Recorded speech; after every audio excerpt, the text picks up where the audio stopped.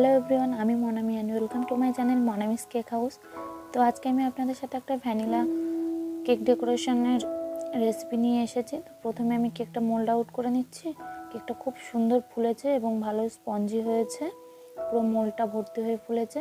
তো আমি কেকটাকে 3 ভাগে ডিভাইড করে নিলাম। এবার আমি দুধ এবং চিনি এবং চকলেটের একটু চকলেট দিয়েছিলাম এবং কয়েকটা এলাচের দানা দিয়ে দিয়েছি, দুটো তিনটে এলাচ দিয়ে দিয়েছি, দিয়ে ভালোভাবে ফুটিয়ে নিয়েছি। যেহেতু এর আগে চকলেট কেক করেছি, তো আমার গানাশটাও চকলেটই হয়ে গেছে। একটু চকলেট আমি আলাদা করে এতে দিইনি, একই চামচ ব্যবহার করেছিলাম বলে ওটাও চকলেট হয়ে গেছে।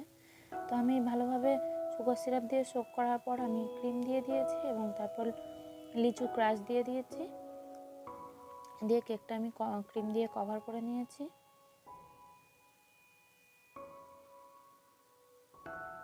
তো ফুল ডেকোরেশনটা আমি একটু স্পিডে করে দিয়েছি, পুরোটা শেয়ার করলাম না, কেন কি একই ভিডিও প্রত্যেক দিন দেখালে আপনারাও একটু বোর হয়ে যাবেন। তো আমার অন্যান্য ভিডিওতে আছে,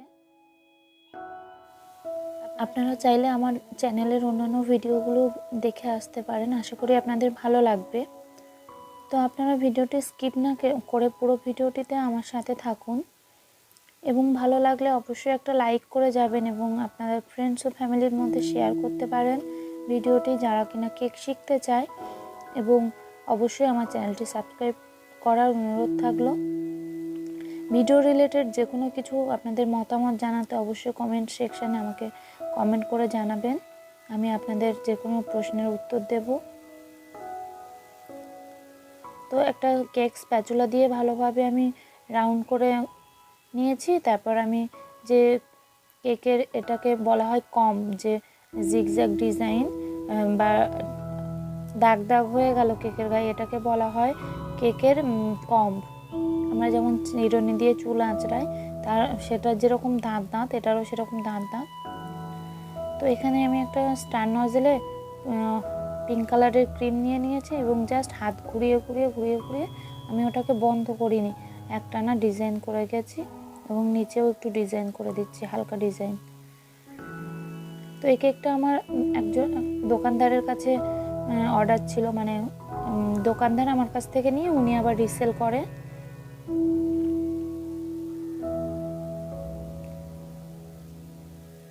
তো আমি কিছু সুগার বল দিয়ে দিচ্ছি এবং এর উপর একটা গোলাপ দিয়ে দেব। তো ভিডিওটি দেখতে দেখতে যারা একদম শেষের দিকে চলে এসেছেন তাদের অনেক ধন্যবাদ আমার ভিডিওটি শেষ পর্যন্ত দেখার জন্যে, কষ্ট করে।